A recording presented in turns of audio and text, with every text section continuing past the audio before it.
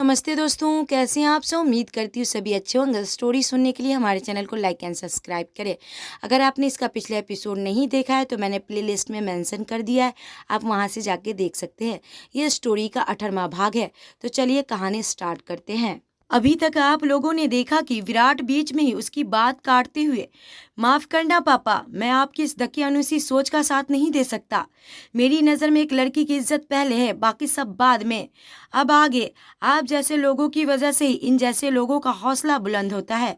वो राहुल की तरफ इशारा करते हुए बोलता है, इसे तो सजा मिलकर रहेगी ताकि ये दोबारा ऐसा करने का सोचे भी ना, इसलिए पुलिस आएगी और जरूर आएगी। ये कहता हुआ पुलिस को फोन करने लगता है। ये देखकर राहुल एकदम से विराट के कदमों में गिरते हुए, ऐसा मत कर, मैं बर्बाद हो जाऊंगा, मेरी जिंदगी, मेरा करियर सब खराब हो जाएगा, प्लीज ऐसा मत कर। वो बड़ी मुश्किल से बोलता है, विराट, अच्छा, अपनी जिंदगी की बहुत फिक्र है तुझे, और तू जो किसी और की जिंदगी खराब करने चला था उसका क्या। राहुल, गलती हो गई, बहुत बड़ी गलती हो गई। तू चाहे तो और मार ले मुझे, पर पुलिस नहीं। मामी, आप कहो ना इसे, रोको ना इसे। अरे मैं तेरा भाई हूँ। उस्मा जी के सीने से लगी कायरा राहुल को गिड़गिड़ाते हुए देख रही थी, ठीक वैसे ही जैसे कुछ देर पहले वो उसके सामने गिड़गिड़ा रही थी, और अब राहुल उसके सामने गिड़गिड़ा रहा था। राहुल आगे बोलना जारी रखते हुए, विराट, इतना कठोर मत बन।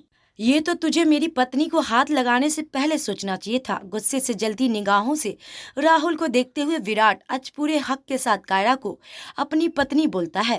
कायरा की नजर हैरानी से विराट की तरफ उठ जाती है। एक हलचल सी होती है उसके दिल में। कुछ ही देर में पुलिस आती है और राहुल को अपने साथ ले जाती है। इंस्पेक्टर जाते हुए विराट से, सर, आप कंप्लेन तो कर रहे हैं, पर आपको और आपकी वाइफ को पुलिस स्टेशन आना होगा। डोंट वरी इंस्पेक्टर, मैं जरूर आऊंगा और जो भी फॉर्मेलिटीज होगी उसे मैं पूरा करूंगा। वो उसके साथ हाथ मिलाते हुए बोलता है। पुलिस वाले राहुल को लेकर चले जाते हैं। उनके जाते ही अनुपम, ये सही नहीं किया तूने विराट, बाबूजी को ये पता चलेगा तो वो बहुत नाराज होंगे। वो ये कभी नहीं चाहेंगे कि हमारे घर का मसला बाहर कोर्ट कचहरी तक जाए। अनुपम भी गुस्से से बोल रहे थे। विराट उसकी बात को अनसुना करते हुए, वो सब मैं देख लूंगा। इतना कहकर वो कायरा का हाथ पकड़कर अंदर कमरे में ले जाते हुए, चलो अंदर। कायरा, जो अभी तक उसके शब्दों में अटकी थी, ये तो तुझे मेरी पत्नी के हाथ लगाने से पहले सोचना चाहिए था। अभी तक तो वो पत्नी शब्द के एहसास से बाहर भी नहीं आई थी, और सबके सामने उसका हाथ पकड़कर उसे अंदर ले जाना, ये भी किसी झटके से कम नहीं था उसके लिए। किसी डोर की तरह कायरा भी उसके पीछे खींची चली जाती है। दूसरी तरफ वर्षा और गरिमा घर पहुंच जाते हैं। वर्षा तो सीधा अपने कमरे में चली गई थी, थोड़ा थकावट हो रही थी उसे। अब बात वो अलग थी कि वो सिया को अपने दिलो दिमाग से नहीं निकाल पा रही थी। ये बात करीमा भी नोटिस कर रही थी। रीमा के घर पे आहान गुंचन से पहले पार्टी में मिला था, ये बात रीमा से छिपा लेता है और फिर वो अपने कमरे में चला जाता है। उसके जाते ही गुंचन रीमा के पीठ में एक मुक्का मारते हुए, तूने कभी बताया नहीं कि तेरा भाई है, और ना पहले मैंने कभी देखा है। रीमा सोफे पे बैठते हुए, अरे वो मेरे चाचा के बेटे हैं, यहाँ किसी कंपनी में जॉब लगी है उनकी, तो बस एक हफ्ते पहले आए हैं, समझी पागल। इतने में सरदा पकौड़े की प्लेट टेबल पर रखते हुए, चलो तुम दोनों छोटी बच्ची की तरह लड़ती रहती हो। रीमा, ओफो मम्मी, आप तो चटनी लाना भूल ही गई। गुंजन, तू रुक, मैं लेकर आती हूँ। ये कहती वो किचन में चली जाती है। सरदा, मैं आहान को बुलाकर लाती हूँ। गुंजन किचन में जाकर इधर उधर नजर दौड़ाती है, कहाँ रखी है चटनी। तभी उसकी नजर सामने रखे एक कांच के जार पे जाती है। ओ, ये रही, वह आंटी के हाथ की इमली की चटनी, मतलब गजब। वो खुद से ही बोल रही थी और साथ साथ चटनी को कटोरी में निकाल रही थी। घर पर विराट कायरा को हाथ पकड़कर अपने कमरे में ले जाता है। कायरा कुछ नहीं बोल रही थी, या यूं कहे कि वो कुछ बोलने की हालत में नहीं थी। विराट ने अभी भी उसका हाथ मजबूती से पकड़ा रखा था और कायरा की नजरें अपने हाथ पे टिकी हुई थी, जिसे विराट छोड़ ही नहीं रहा था। वो, मुझे नहाना है, कायरा धीरे से बोलती है। ओ हाँ, विराट बस इतना ही बोलता है। वो मेरा हाथ, कायरा बोलती है। विराट की नजर उसके हाथ पे पड़ती है, जिसे वो मजबूती से थाम रखा था। ये देखकर वो तुरंत उसका हाथ छोड़ देता है। कायरा तुरंत वॉशरूम में चली जाती है और अंदर जाकर वो तेज तेज सांस लेने लगती है। विराट कमरे का हुलिया ठीक करता है और फिर कमरे से बाहर निकल जाता है। रीमा के घर शारदा आहान को बुलाकर बाहर लाती है। आहान कपड़े बदल कर बाहर आता है और ठीक उसी वक्त गुंजन चटनी की कटोरी लेकर किचन से बाहर आती है। वो अपनी ही धुन में चली आ रही थी। सामने से कौन चला आ रहा है, कौन नहीं, इस बात पर तो उसका ध्यान ही नहीं था। सारा ध्यान तो उसका बस चटनी पे पड़ा हुआ था। लंबे लंबे कदमों से चली आ रही वो जैसे ही अपनी गर्दन ऊपर करती है तो सामने आहान से टकरा जाती है और सारी चटनी आहान की व्हाइट टी शर्ट पे गिर जाती है। सिट, इतना कह के वो अपना निचला होठ अपने दांतों तले दबा लेती है। आहान कभी गुंजन को देख रहा था तो कभी अपनी टी शर्ट को। पीछे खड़ी रीमा अपनी माँ से, क्या कर दिया गड़बड़ इस लड़की ने, ये तो भाई की फेवरेट टी शर्ट है। गुंजन एकदम से sorry sorry sorry, I am sorry, ये कहते हुए अपने हाथों से उसे साफ करने लगती है, या यूं कहे कि और गंदा कर देती है। ये देखकर रीमा माथा पीट लेती है, ये लड़की तो आज पक्का मरेगी, वो मन ही मन बोलती है। हान भी उसे हैरानी से देख रहा था कि आखिर ये लड़की कर क्या रही है, पर गुंजन थी कि जिसे कोई होश ही नहीं था। वो लगातार उसकी टी शर्ट को साफ करने लगती है। हान उसके दोनों हाथ को पकड़ते हुए, रुक जाइए, आप तो और भी ज्यादा गंदा कर रही हैं। गुंजन हैरानी से, जी, जैसे उसने कुछ सुना ही ना हो। हान उसे अपनी टी शर्ट की तरफ देखने का इशारा करता है। गुंजन अपनी नजरें नीचे करके उसकी टी शर्ट की तरफ देखती है जो कि लगभग सारी खराब हो गई थी। ओफो, ये तो और भी ज्यादा खराब हो गई, वो मासूमियत से बोलती है। उसकी इस अदा पर आहान हल्का सा मुस्कुरा देता है और बिना कुछ बोले वापस अपने कमरे में चला जाता है। गुंजन रीमा की तरफ देखती है तो बदले में रीमा ठहाका लगाकर हंसने लगती है। घर पर कायरा नहा कर बाहर आती है। नहाने के बाद उसने अच्छा महसूस हो रहा था। उसने रेड कलर की एक लूज सी नाइटी पहन रखी थी। वो बाहर आती है तो विराट को वहां ना देखकर ये कहाँ चले गए, वो खुद से ही सवाल करती है। उसके बदन पे लगी चोट अब दर्द कर रही थी, जख्म में जलन हो रहा था। खैर वो आईने के सामने जाती है और एक नजर खुद को देखती है। होठ के पास जख्म हो गया था जो कि उसे काफी तकलीफ दे रहा था। वो धीरे धीरे अपने सारे जख्म को देखती है। अपने खुले बाल को एक साइड कंधे पे करके वो थोड़ा टेढ़ी खड़ी होती है और अपनी नाइटी में पीछे लगी चैन को आधा खोलते हुए अपनी पीठ पर लगे जख्म को देखने लगती है। ठीक उसी वक्त विराट कमरे में आ जाता है और उसकी नजर जाती है कायरा पर। कायरा की नजर जब विराट पे पड़ती है तो वो तुरंत अपने बाल पीछे कर लेती है और सीधी खड़ी हो जाती है। विराट के कदम उसकी तरफ बढ़ जाते हैं। उसके हाथ में दवाई थी जो कि वो कायरा के लिए लेने गया था। उसको अपनी तरफ आता देख कर कायरा का दिल धक धक करने लगता है, जो कि आज पहली बार हुआ था।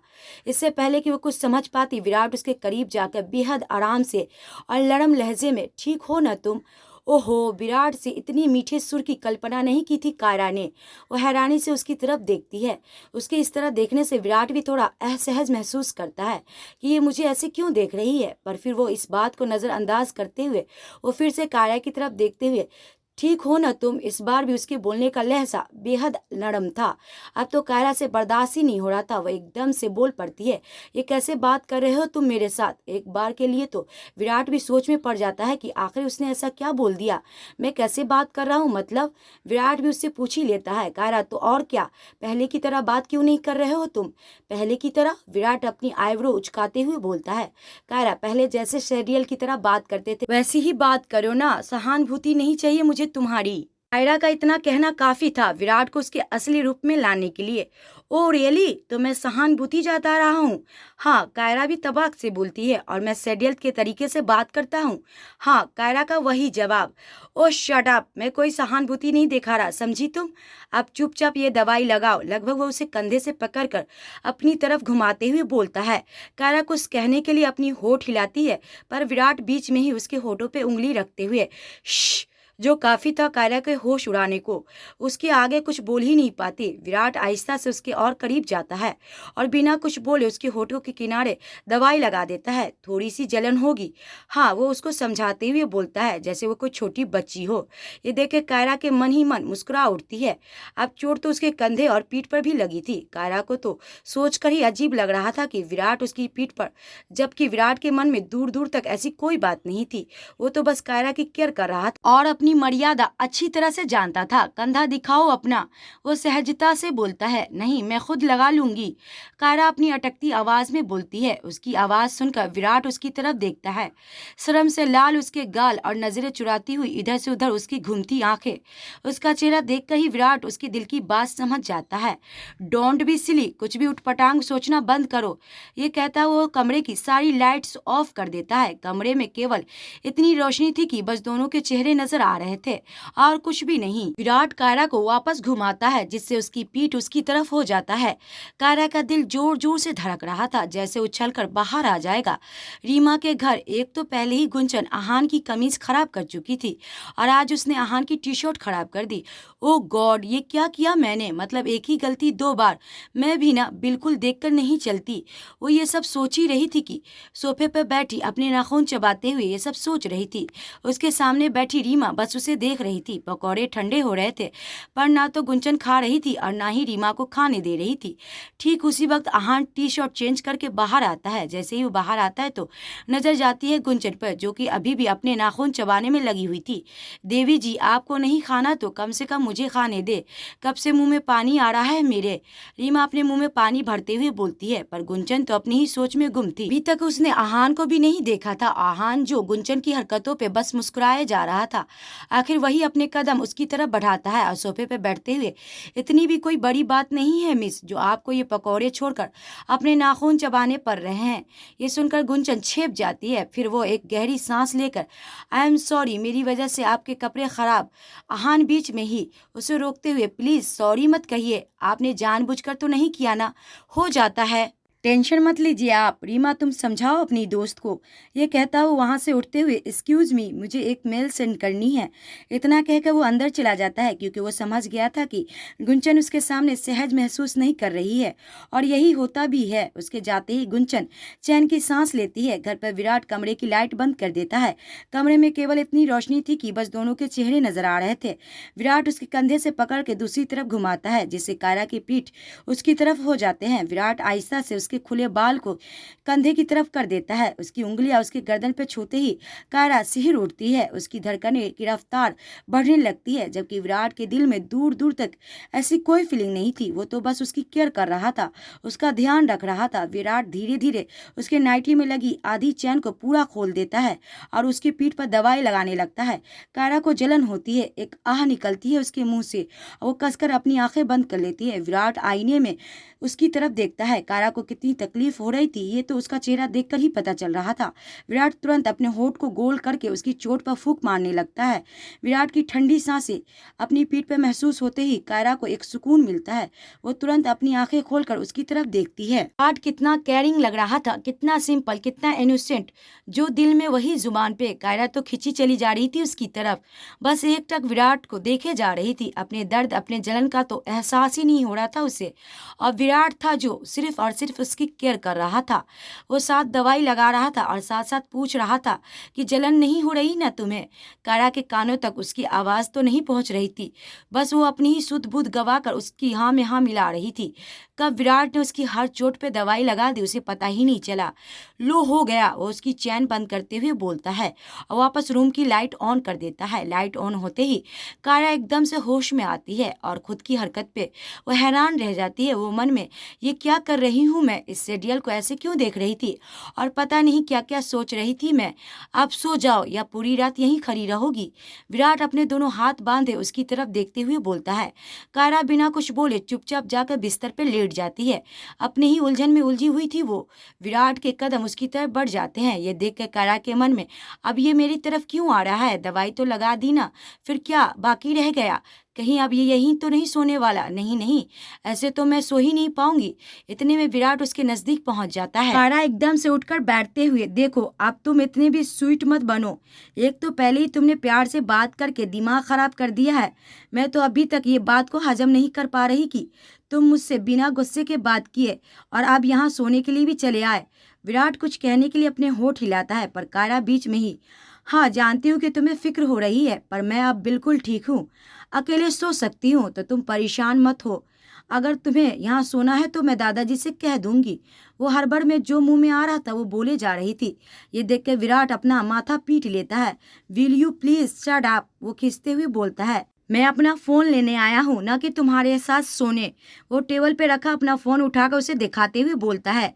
ये देख के कायरा अपनी निचली होठ दांतों तले दबा लेती है और फटाक से अपनी आंखें बंद करके लेट जाती है। विराट उसे देख रहा था जैसे उसे कच्चा चबा जाएगा।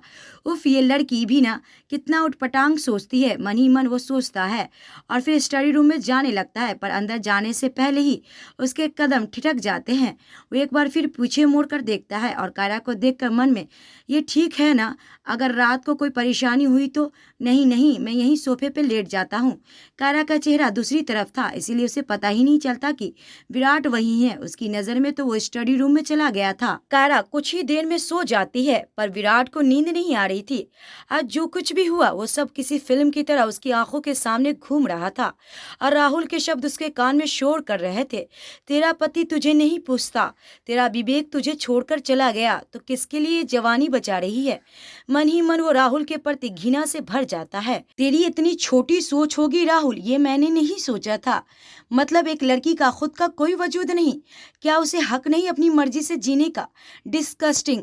बस इसी सोच विचार में कब वो नींद के आगोश में चला जाता है उसे पता ही नहीं चलता। खैर, रात गहरी हो जाती है। रात के 3 बजे के करीब प्यास लगने के कारण कायरा की आंखें खुलती है। वो अपनी आंखें मलते हुए उठकर बैठती है। जैसे ही वो अपनी आंखें खोलती है तो सोफे पे सो रहे विराट को देखकर वो हैरान रह जाती है। मन में, ये यहाँ पर, ये तो स्टडी रूम में चला गया था ना। तो फिर वो देखती है कि विराट का कम्बल आधा नीचे लटका हुआ है। वो उठती है और धीरे से कम्बल को उठाकर विराट को उड़ा देती है। ऐसा करते हुए फिर से उसकी नज़र विराट के चेहरे पे टिक जाती है। आज जैसे ही विराट ने उस पर यकीन किया, राहुल पर नहीं, फिर उसका राहुल को सबक सिखाना, फिर उसको संभालना, उसका ख्याल रखना, हर वो चीज़ जो विराट ने उसके लिए किया वो सब कायरा के सामने किसी फिल्म की तरह घूम रहा था। उसके होठों पे खुद ब खुद स्माइल आ जाती है। विराट का ये रूप भी होगा, ये नहीं सोचा था उसने। बस एक टक विराट को निहारे जा रही थी, जैसे कैद करना चाहती हो अपनी आंखों में। शायद प्यार की शुरुआत हो गई थी उसके दिल में। दूसरी तरफ अमेरिका में आज भी विवेक ने अवनी का पीछा नहीं छोड़ा। पहले जॉगिंग, फिर कॉलेज, पर मजाल है अवनी ने उसकी तरफ देखना भी जरूरी समझा। अवनी का यही अंदाज विवेक के सर पे सवार हो गया था। एक जुनून बन गई थी अवनी उसके लिए। अपनी तरफ से वो कोई भी ऐसी हरकत नहीं कर रहा था जो अवनी को बुरी लगे। किसी भी तरीके से बस वो उससे दोस्ती करना चाहता था। इंडिया में सुबह का वक्त। विराट उठ गया था और वो पुलिस स्टेशन जाने के लिए रेडी हो गया था। कायरा उस वक्त वॉशरूम में थी, वो भी विराट के साथ जा रही थी। विराट रेडी होकर कमरे से बाहर आता है। अनुपम और उस्मा बाहर ही बैठे थे। एक कप चाय देना माँ, विराट सोफे पे बैठते हुए बोलता है। अनुपम उसे देखते हुए, मैं अभी भी कह रहा हूँ कि ये पुलिस के लफड़े में पड़ने की जरूरत नहीं। रात गई बात गई, भूल जाओ सब। विराट अपने गुस्से पे काबू पाते हुए, एक ही बात बार बार रिपीट करने की आदत नहीं मुझे, और ये बात इतनी छोटी नहीं है जिसे आप बोल रहे हैं रात गई बात गई। ये कहता हुआ टेबल पर रखा न्यूज़पेपर उठाता है, पर जैसे ही वो फ्रंट पेज पे छपी खबर देखता है तो उसकी आंखें हैरानी से फैल जाती है। उसकी फ्रंट पेज पे न्यूज़ थी, पुलिस को चकमा देने की कोशिश में राहुल बिंद्रा ने गवाई अपनी जान, ट्रक की चपेट में आने से हुई दर्दनाक मौत। ये खबर पढ़कर विराट का माथा ठनक जाता है। वो शक की नजरों से अनुपम की तरफ देखता है। अब देखना ये होगा कि वाकई में अनुपम ने कोई साजिश करके राहुल को बचाया है या वाकई में राहुल की मौत हुई है। हम देखेंगे नेक्स्ट पार्ट में। तब तक के लिए नमस्ते।